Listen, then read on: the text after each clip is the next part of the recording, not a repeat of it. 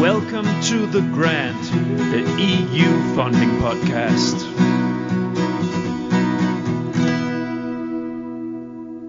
My name is Niels Tudor Winter and I'm the creator, editor and host of The Grant.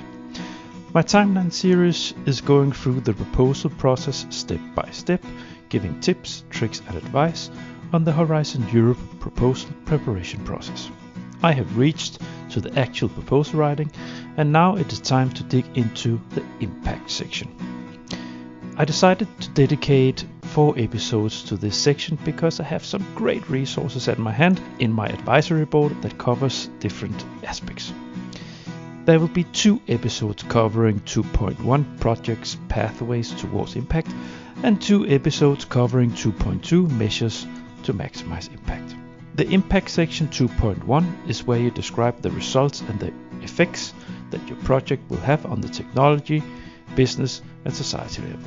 I have written some impact sections myself, but to make sure I get critical mass in these crucial episodes, I have invited team lead of research support at the IT University in Copenhagen, Melanie Büscher, and Danish NCP and chief consultant in the Danish Agency for Higher Education and Science, Barries Spano, on board sharing their career-long experience evaluating, reviewing and advising proposals under preparation. In the first episode, we dig into the EU Commission's outline and directions in the official Horizon Europe proposal template and discuss and reflect the background for the directions and how to interpret them, so you can raise your chances to get the grant. Please enjoy. The Grant. Welcome to the Grant podcast, the EU funding podcast, one and only, still and yet. I am continuing now my timeline series, and it's those episodes that I am recording now. They are in the rough end. It's on the proposal parts themselves. I have recently recorded the excellence part with Marie Proteau, and I have recently also recorded the impact chapter 2.2 with Gabrielle from Europa Media. Now, to kind of get the timeline in place, I have the 2.1 chapter to be recorded now, and I have 2 guests with me, which I will hand it over in a second. But just briefly before starting, everybody, I have made a hub. I made a hub site on my website because I realize when I do all these things, people talk about resources, different sites on the internet and so on that people recommend to use. So I have made a hub, as I call it, where I am sharing links and resources, sites that are useful for everybody who's dealing with this. So it's just a little commercial here. Now, let's get at it. We're short on time already, as one of my guests here reminded me a second ago. So first and foremost, welcome. So much welcome to both of you, Melanie and Barries. I have been... It's been a while. I reached out to both of you because you are very old contacts of mine from the very early days of my framework program experience, and back in the Danish, working for the Danish research. No, what was it called? The Danish Agency for Science, Technology and Innovation in 2008 and 9. No, Melanie, can you please present yourself shortly? And Barbara, you get your chance in a second. Yes, thank you so much, Niels, and thank you very much for the opportunity to play with you and Barbara, and be a little bit of an EU nerd on Horizon Europe applications. My name is Melanie Büscher. I have worked with the EU framework program since 2007. And the first many years, the first 10 years, like Niels already mentioned, at the Danish Agency for Science, Technology and Innovation, where I also was the team coordinator for the so-called Eurocenter, which is the place to go in Denmark if you want to have some official advice on the EU framework programs. And the last 2 years, almost 3 years now, I have worked at the IT University here in Copenhagen, where I'm the team leader of the research support team. And what we do is we support our researchers in writing the successful applications to national funding, to international EU funding, both public as well as private, and some of them are of course also Horizon Europe and applications. And the part that is less relevant in this context is that my team also administers the funding for the researchers and helps spending the money according to the rules made by the funder. So yes, many years of application writing, or I should rather say, supporting others in writing the applications, because I've never worked for example, as a consultant writing the applications, but I've supported, I have no idea how many hundreds of proposals to different funders, and read evaluation summary reports as response as well, to see and to learn. Yeah. Well, you also had your own startup. You made a company shortly. Yes, I did. I've had, and I still have my private company. It's called Way to Connect, and I've had that since 2017. I started as a full-time entrepreneur, and what I did there was it was two things actually. One of them was to work as a facilitator for consortia that were building a proposal together.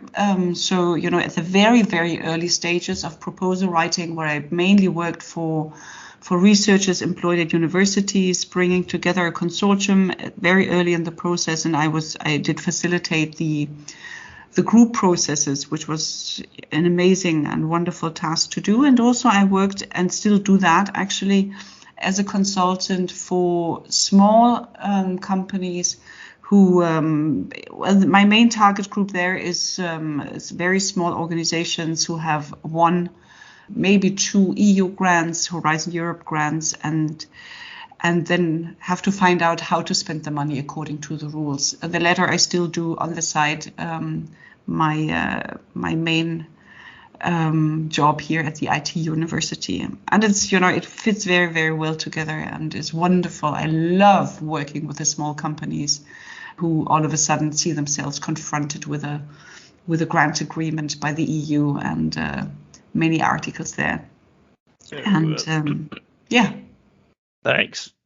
Now, Barbara, please. Niels, also thank you very much from my side. It's really a great pleasure to be here with you and with Melanie. We have had lots of years working together and having fun at the same time, both at a personal level, but also content-wise.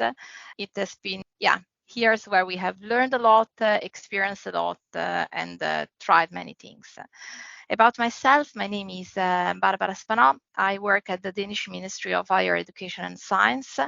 I've also been working with research and innovation for many years, both at the ministry and also at the Technical University of Denmark, where I worked with DTU, is the acronym of the Danish Technical University, with research mainly focused on energy. At the ministry now, I work as national contact point for legal and financial issues and for the European Innovation Council and the European Innovation Ecosystem.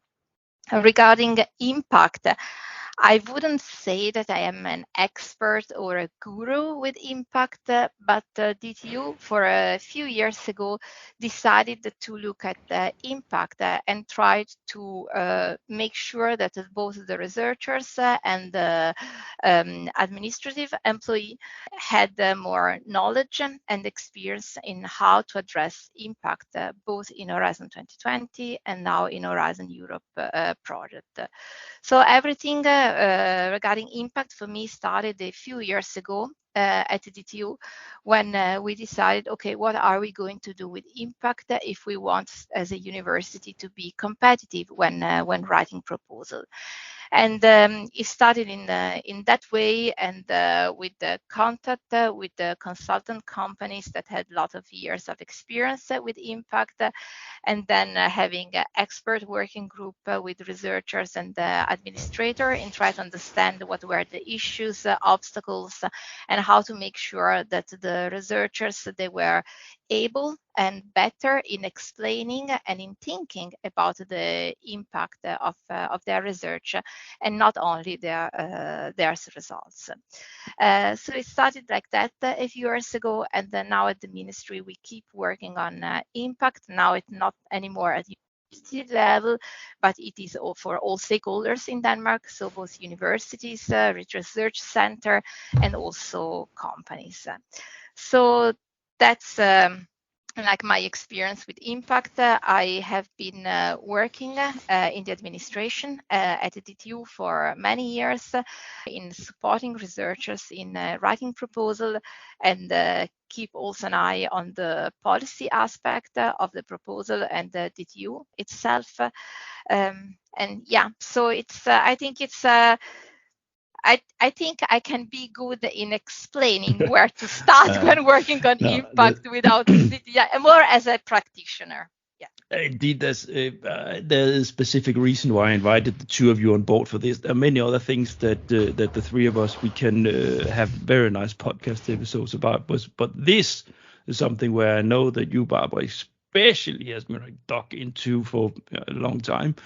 And I know that you also, Melanie, has done a lot of work on these things. So, actually, Melanie, you still a sentence back from 2008 or 9 when we were still working together that has stuck in my head, because I remember that you advised stakeholders to start with the impact section instead of making it in the end.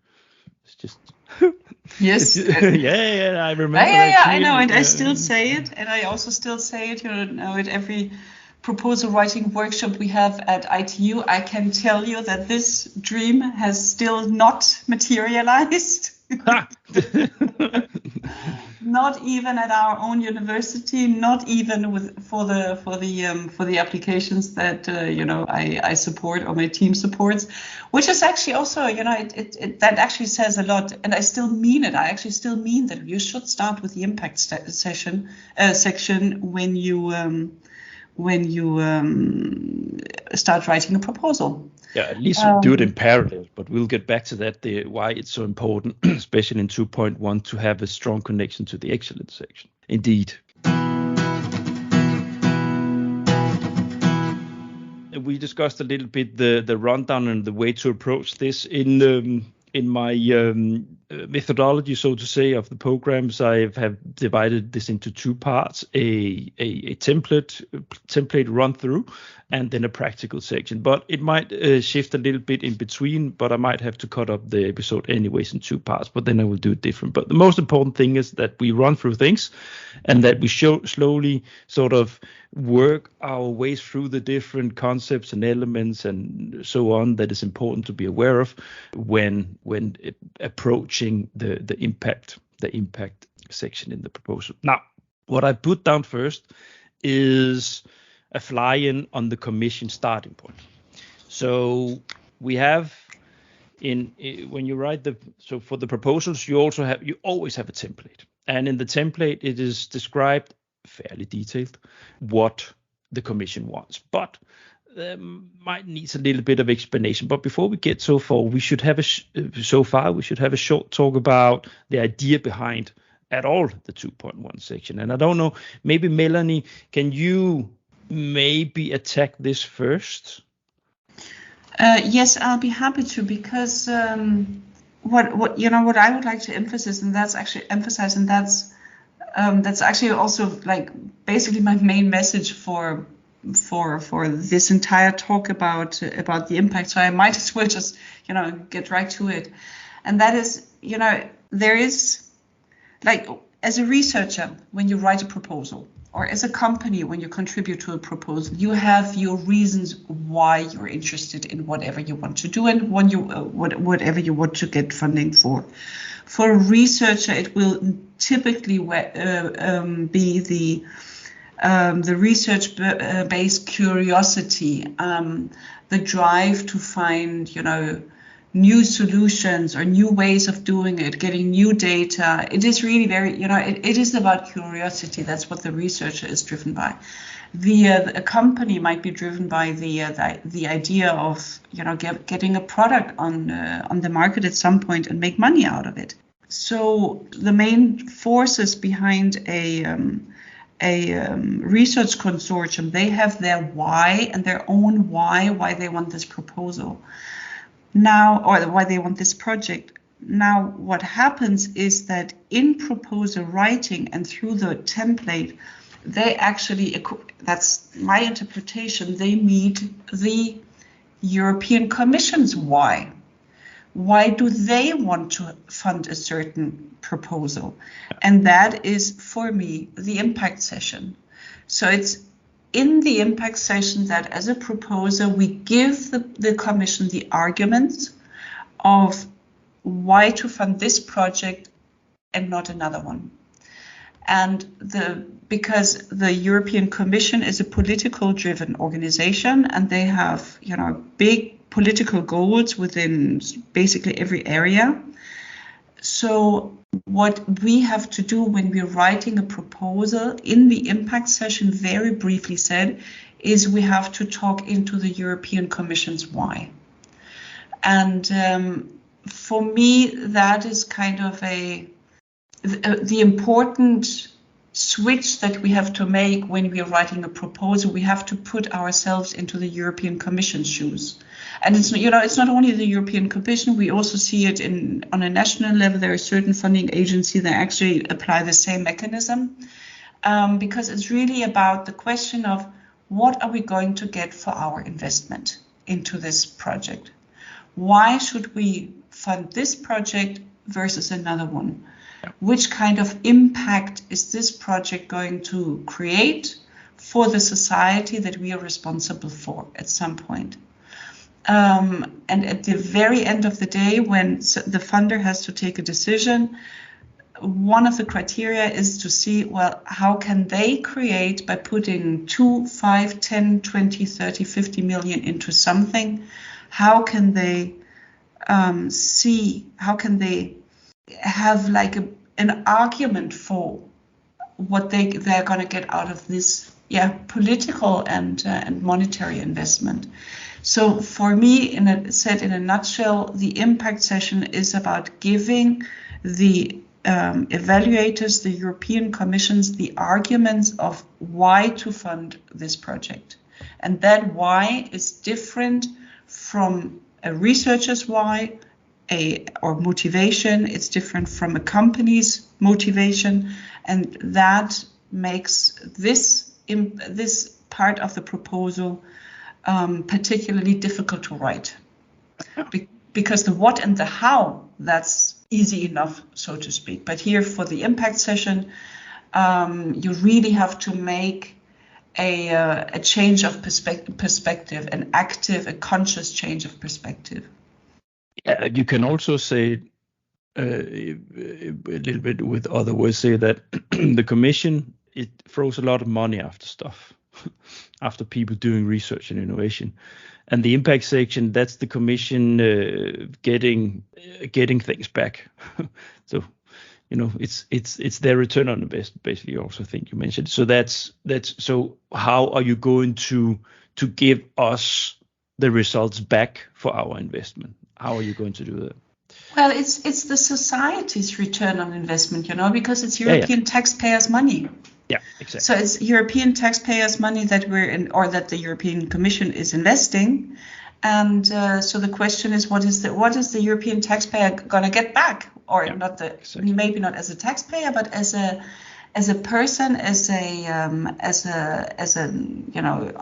employer, as whatever, as a patient, whatever it could be, as a part of society. Yeah. So that's the logic there, and the European Commission needs it because they are using taxpayers' money. Yeah, and you can say that each and every single call, individual call text, strategic call, is its own little corner of the big political picture that the Commission wants to deal with. Yeah, it's sort of everything is sieving down, and then Exactly. each little call, each little project is dealing with a little sand corner of the, because it's massive, all the calls you have every year, but all of them is if you go up on the helicopter level, so to say, is pointing to some politically defined goals of society that the Commission has defined together with the member states. Exactly. Yeah. Barbara, do you have anything to add to the Commission sort of Yeah, I was thinking like some Melanie discussed about that you need to explain the why you are doing something in a project, and this why should relate to like the Commission's bigger plan. And then I think that maybe what we can add is that the structure of the Horizon Europe work program translates this impact-driven approach of the Commission. And without like going into many details or going that maybe too complicated, but then we can just like think, okay, how the program itself, its structure. And there are actually three elements that can help us understanding why a proposal has more chances to get funded than another one. And that's probably we can start, for example, by looking at it is described in what it is called destination, that describe the expected impact at a very high strategic level. And then there is another level that is called call for proposal. And call for proposal is like at a lower level, but puts together many areas, many topics, possible areas that can be funded within the same frame. And then we go down to another level that it is called a topic. So when we say like, okay, it is impact driven, the structure of the program reflects the fact that the Commission is interested in looking at the impact that we want to achieve with our proposal. The Commission wants also to be able to show to the society that actually this research framework program has achievement. So it is something that when we write a proposal, we do that for us because we are self-driven as a researcher. We do that to achieve some goals from the European Commission, but we do also at the same time to show to the society that our research is really for the benefit of the society. And when we take like in our hands a document, like a work program, where we say, okay, this is what we have to write about, then the template that we are going to discuss in a while, and this topic text is not enough for us to understand that there are other levels behind it that should be taken into consideration, and try always to think that a project can be 3-5 years long, but the impact can happen also 10 years after the project. And that is something that we need to be aware of. Yeah, and if I may add, I mean, the impact section is asks us to explain how these project results are going to change the world at some point. And also it asks us to explain how probable it is that we're actually going to change the world. And there the impact section actually helps us to structure these thoughts, and it helps us to understand how this political organ, the European Commission, wants us to describe what this difference, this change in the world is. So it's a tool basically to support us to describe the societal, the impact, the economic impact, the scientific impact, and so on. So I'd really like to see it that way. And what I found really amazing, there was, the ministry organizes some sort of network meetings for people like me at the universities and other research institutions in Denmark. And at some point there was an evaluator, one of those people who read the proposals that are sent in and helps to rank them. And what he said was that, when he reads a proposal, he opens, his mindset is, okay, how can I, as an evaluator, contribute to changing the world? And for me, that was so interesting, because that was really his take on reading proposals, that he was going to sit there together with 2, 3, 4 other evaluators. And his idea of his own role was to help change the world. Mm-hmm. And again, that the impact section plays a role, because it tells us what changing the world means according to the European Commission's political framework. So, let's change the world. Yeah. Let's just move because we're already starting talking about Barbara. You start talking about pathways, about destination, and so on. So maybe we just without being too sitting and reading text aloud from the template and so on. But you have sort of 3 main sections in the 2.1. Yeah. So you have the description of the contribution of the project results, both specific and wider impacts. And then you have scale and significance of the contribution of the project. And then you have barriers. So those are the 3 core sections of this part of the proposal.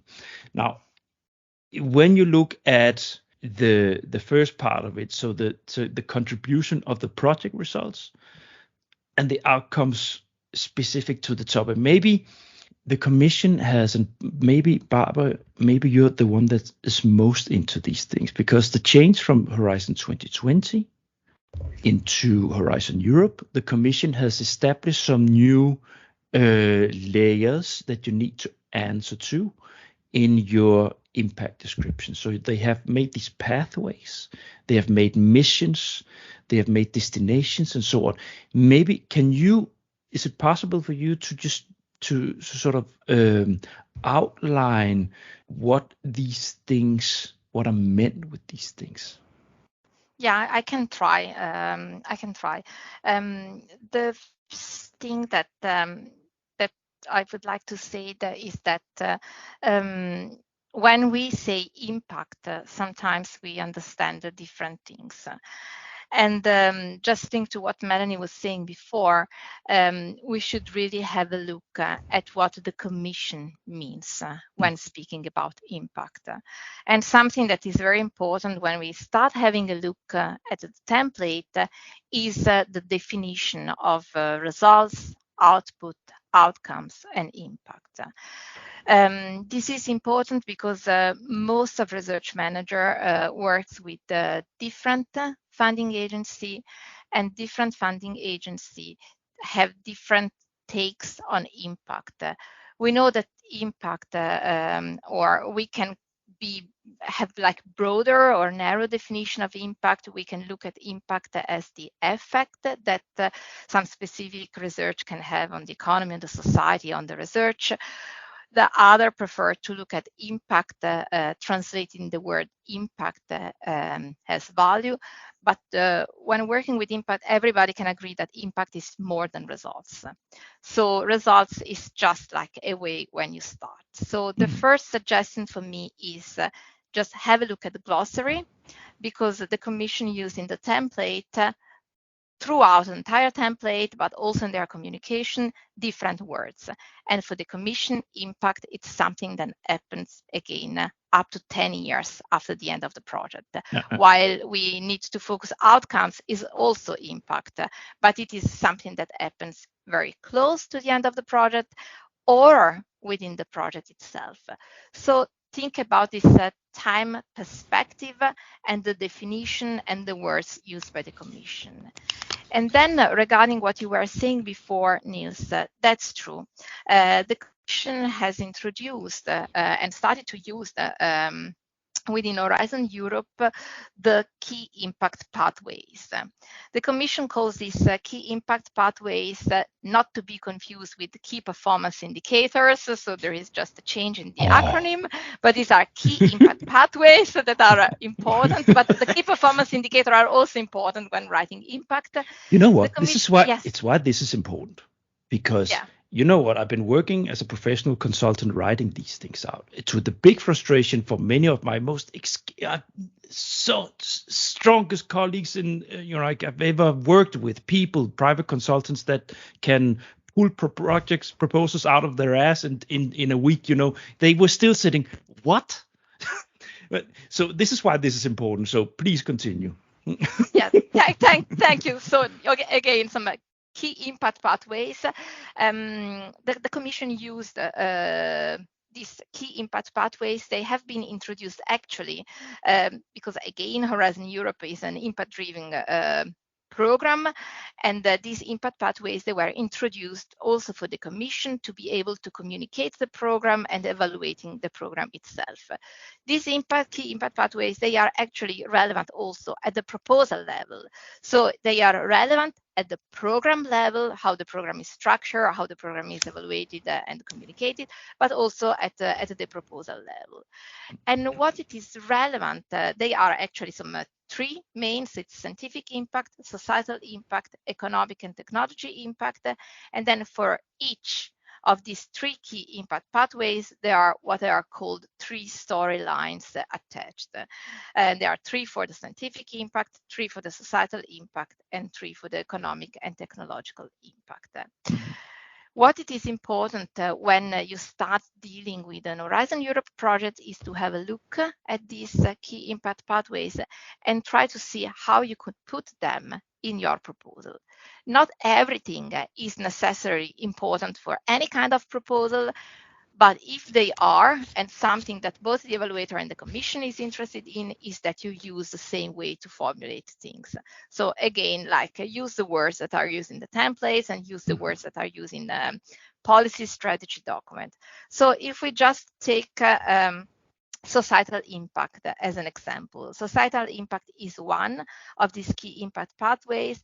And then when we look at it, it is divided in three parts. It is addressing the EU policy priority and global challenges through research and innovation. It is delivering benefit and impact through a research and innovation mission, and it is strengthening the uptake of research and innovation in the society. And here, for example, the first one, addressing EU policy priority and global challenges, that is actually quite relevant for most of the research proposal that you're going to write, and brings us back to what Melanie was saying at the starting. There are policy priorities. The Commission designed the program, or the European Union designed the program in order to achieve a specific objective. It can be something related with the Sustainable Development Goals. We had the big focus on COVID. There are big policy priorities at EU level, and the proposals that you work on can help in pointing in that direction. So if these are like these three boxes, and then if we go back to what you were mentioning before, like how the impact section is structured, actually the first part of the impact section is about project pathways towards impact. And here, I mean, in the guidelines, it is written credibility of the pathways to achieve the expected outcomes and impact specified in the work program, and then scale and significance. So here it brings us back on what you are going to do in detail in your proposal in order to address and work through towards these key impact pathways. That was. But the thing is, you gotta know where to find them. These key impact pathways are. So there's a lot of, if you have not done this before, then you need to dig a little bit into the rabbit hole of finding the information, looking in the footnotes of the call text and so on, to find out where these things are put, where you find what are the key pathways. You're like, what are the missions, what are the destinations, what am I riding up against? Because I don't put them in the call, like the specific call text itself. They don't put them, so you need to go and find out what is it actually, what work program is this part of, and what are the key pathways or missions related to this where this call is under, because they want you to answer to that. Yeah, if I might add a bit on that, because, and maybe I shouldn't say this out loud, because please. That's of course always, it's always the recommendation, as somebody who writes the or supports proposal writing, and it's of course the job of the unit that I work with and for, to know the politics. Normally we have this division of work between the researcher and us, some research supporters. We should know the political framework. We should know all these specific things that you're talking about. But at the end of the day, when you only have so many pages to write about, I would like to invite the listeners to a little bit a more simplified and pragmatic approach, because it is really about, I'm also very visual. So when I facilitate these groups and consortia who are building a proposal together, I like to draw their proposal and the different parts of the proposal. Wonderful drawings, my day. And I try. I'm not an illustrator, but it works. It works because it creates clarity. And the way I like to visualize results, outcome, and impact is, I do it very simple. If, like, at the end of a project you have this cannonball shooting out of the project, that's your results. And if you imagine that this cannonball splashes into a lake, the big splashes that are coming up, that's the outcome. And then come the rings on the water, and that's the impact. I do know that this, visual picture doesn't, you can criticize it in many ways, but it's a very, very, clear simplification. So for me, the impact session is really about storytelling. It's about showing how things are connected, how your project and its result is connected to society, how it's connected to economy, how it's connected to certain target group, as the template also wants us to specify. Who is this going to make an impact for? Whose world is going to change? Whose day is going to look different in 10 years' time because your project has succeeded?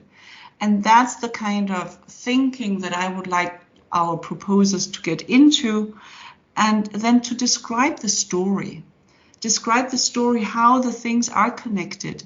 And yes, you may call it key impact pathways and so on, but at the end of the day, very simply, it is a story, and it has to be a convincing one. And in order to be convincing, you also have to identify facts and figures that you can use, which is actually one of the main shortcomings of many, many proposals that I have looked at, that this story gets too fictional, maybe, in a way. So it's really a question of, okay, how does this story become convincing? And that's what it's about. And yes, of course, there are EU policies, and there's a reason why we have this call for proposals. There's a reason why we have this topic. But at the end of the day, it's a question of whose world are you going to change, to which degree, how is their life going to be better at some point, by which success criteria, and how good are you at describing the connections, and also how good are you at convince those who read your proposal so that they believe that I actually believe you. I believe you that this target group life is going to be so much easier because they're going to save this amount of money, this amount of time, this amount of medication, this amount of whatever it is. So it's extremely basic at the same time as it's at the same time as it sounds so complicated, but it is also very, very simple actually in a way. Barbara. Yes, I agree completely with what Melanie just said. I think a way also to be convincing is it start from the starting when you start building your consortium. Yeah. So having the right participant in your consortium will allow you to be able also to explain what Melanie was just saying in the best possible way. Because if what you are doing is relevant for a specific group and you have identified end user or stakeholders, target groups, then put some of them in your proposal. They don't have necessarily to be the participant. They can be recipient of your results in other way. They can take part to events, they can be part of some training activities, they can give you feedback about what you are doing, or they can just be the beneficiary as you. So they have an active role in the proposal. And so when we also said before, like start thinking about impact when you write your application, but start thinking also about impact when you start like finding the best possible consortium so that you can achieve the results that you expect, but also outcomes and the impact also in a longer time perspective. And I will then, when we reach to the practical part, share with you why it can sometimes be a challenge, even though you know all these things, when you sit and actually have to do it. Oh, yes. We will get to that. Thank you. We are slowly working our way through here. But I think if we sort of, for this part, I think we covered quite well. It's about specific and wider impacts. Then it's about describing scientific, economic, and societal elements, and being aware of the fact that there are some, a framework from the commission, so to say, you need to be aware of with these pathways and missions and destinations and so on. Moving maybe on to the scale and significance part, because here you just mentioned it, Melanie, figures, because that's what scale and significance is. That's the backbone of this. So you need to put concrete figures, not thought of, not poetry, not a lot of you can write, but you need it's better with an Excel sheet. It's better with a concrete, well thought of or reflected figures that underlines what you want to do. So isn't that in short what this part of the template is about? It's making it as concrete as possible. Yes, I totally agree. And that's the difficult part. I mean, that is really the difficult part because, I mean, it's really difficult how you measure things that are created by something that nobody has thought of before. I mean, you're really in unknown territory, and there's also like, I mean, how do you estimate that stuff? How do you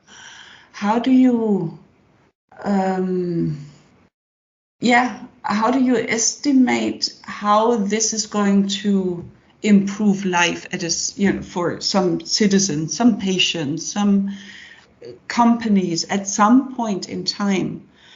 That's actually quite difficult, and at the same time, it's also very much about being realistic and being, I think it's or to my experience, it's as much and maybe not even more about explaining how how you have achieved these figures than just saying, just presenting a figure in a proposal, because at the end of the day, an evaluator, they have no, they can look at your figures and they're like, do I believe them? Or maybe not. And if somehow they don't believe your figures, then your entire proposal becomes less credible. So it's really good. Some piece of good advice would be to also describe how you have reached your figures, and how you got to these estimates. And very often, and I hate to say it out loud, but very often working with a consultant is actually a good way of doing that particular part, because they're really good at asking questions or at seeing links that you might not have seen or thought about before. Because again, people are motivated by different things, and maybe there are connections which even very experienced researchers don't really see. Or a consultant would ask a question like, okay, so you're active in this area, but how would that impact a completely different area? Could there be some spillovers there? That could be really interesting. And of course, you have no idea whether this is going to happen or not, but you can describe what has to happen in order for these spillover effects to take place, for example. And you think, coming from the university where I sort of get that there's it rubs against the hair sometimes to mention private consultants, but I've been at both sides.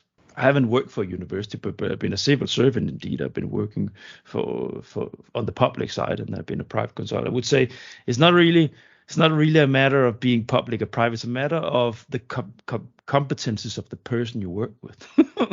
Because I've been working, as I said before, in my former work, the consultancy company. It's some of the greatest people, most competent people I ever worked with, most amazing knowledge and how to put things together. But there's also in that company, we have good and bad people, and it's the same in the university world, in the civil, in the facilitating world, on the public side. You have some very, very strong people, and then you have so it's like this.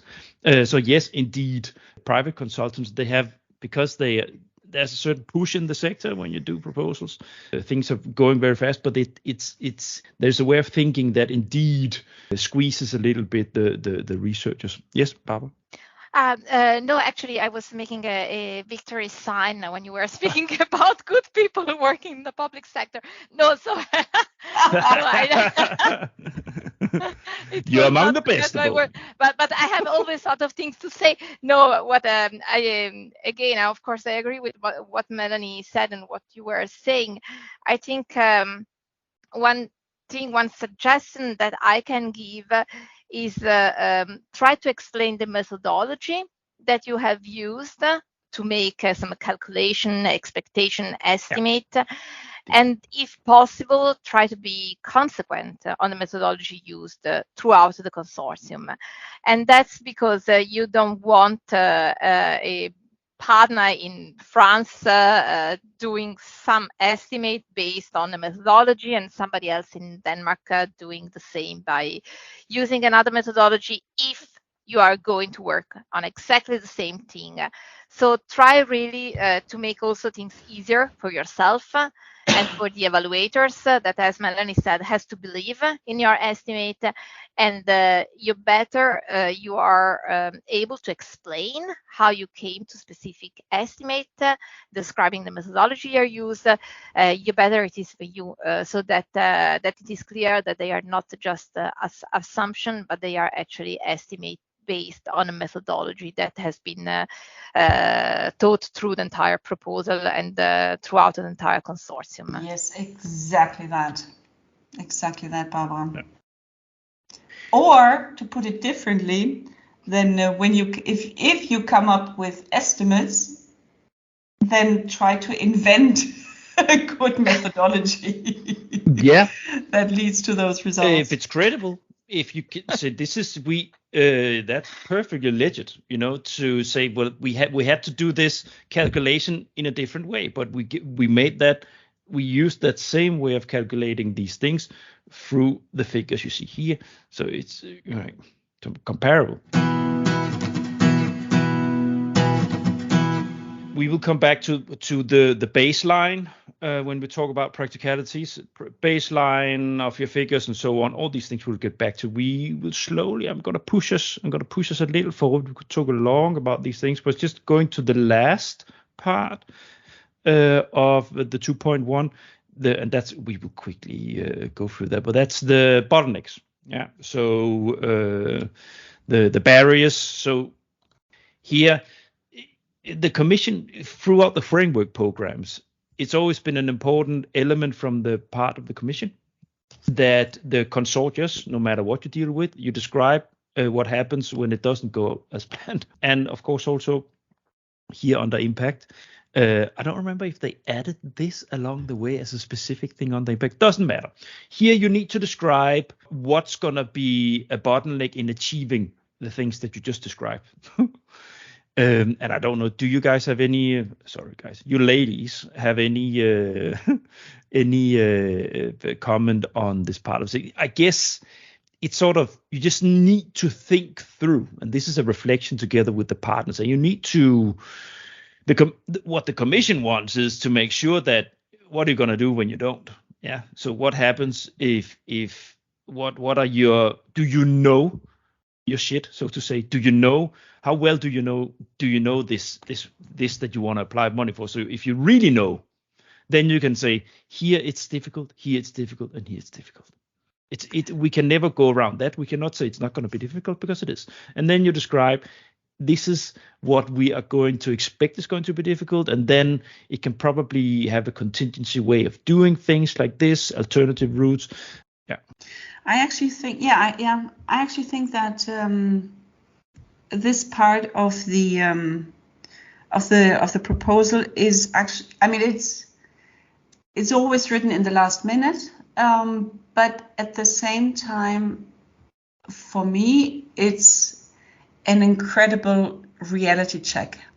It's an incredible reality check of whether you know what you're talking about as applicant. And it's you can put in smaller risks, you can put in bigger risks, but it's really about this section cements your credibility or destroys it. But because it's about being realistic, and it's about showing that yes, you know what you're talking about. Yes, you know the market. Yes, you know the competition. Yes, you know possible regulatory restrictions or barriers. Yes, you know what it means to lead a European project. All these kind of things. I mean, if you meet somebody who really knows what they're doing and what they're talking about in the context of a medium-sized or larger European consortium bringing together universities and companies and so on, if you meet somebody who knows what they're talking about, they will give you a different description of potential barriers and solutions than somebody who does not know what they're talking about. Yeah. And I think as an evaluator, it's looking at that particular session, it's so short. It's in the middle of the proposal. You can't really see it, but if you started there as an evaluator, I actually think that you would be able to get a peek behind the curtains of what, of who's applying and how credible the entire proposal is. So, and it doesn't. I mean, actually, some of our researchers, they're a little bit hesitant to put to be self-critical of putting exactly. Thank you. And then we're not going to get it if we say that there's a problem. Exactly, and I always encourage them to be self-critical, because as long as you can explain yourself out of it. Exactly. There's a balance. You have to strike it when you write, because if you say, okay, this can torpedo everything, and we cannot say it. But you know what? If it can torpedo everything, then maybe you have to return and start looking at your consortium again. You have to start looking at your time plan again, and so on. because we're in part of a of the framework program where it's not only excellence or economic impact for a particular company that is at stake, but as Barbara said, it's impact driven. Yeah. So if you find out that there are actually quite a lot of barriers, then your narrative, then your storytelling is not working. Then it doesn't make sense. No, and I was just joking because I've never been involved in a proposal where you say, shit, we cannot do this. They're going to discover us. We are unveiled. No, you always have a, so you put them. I always put them to make sure that it's as well described as possible, even though time pressure is sometimes an issue, and making sure that it's realistic, also for an evaluator, of the grade that you give the scale of the the possibility of problems. So. Yeah, exactly, and that brings me back to the sentence that you've quoted me for. If you were in this, in the perfect world, and actually started with the impact session, started with your thinking about how this project is going to change the world in a number of years, or the reality of some particular groups in society, and then start building your consortium, for example, from that end point. And then you start with the end, and then you roll it back. Then you can already, then you have a plan for your consortium. Then you have a plan for your implementation part. Then you have a plan for certain research questions that also need to be addressed in order to create that impact that is asked for. Yeah. So yeah, I still have that great dream. At some point, it's going to. It's gonna bridge us. It's bridging us because I'm trying to keep an eye on the time here. So let's just bridge that into how to actually attack this as a proposal writer. And we're just going to. So I'm going to share with people. And here we have reached to the subject of next week's episode on how to actually write this section up against the instructions of the EU Commission. Stay tuned next Monday and catch our reflections, advice, tips and tricks on how to approach this work. See you then. The Grant. You have been listening to The Grant, the EU funding podcast.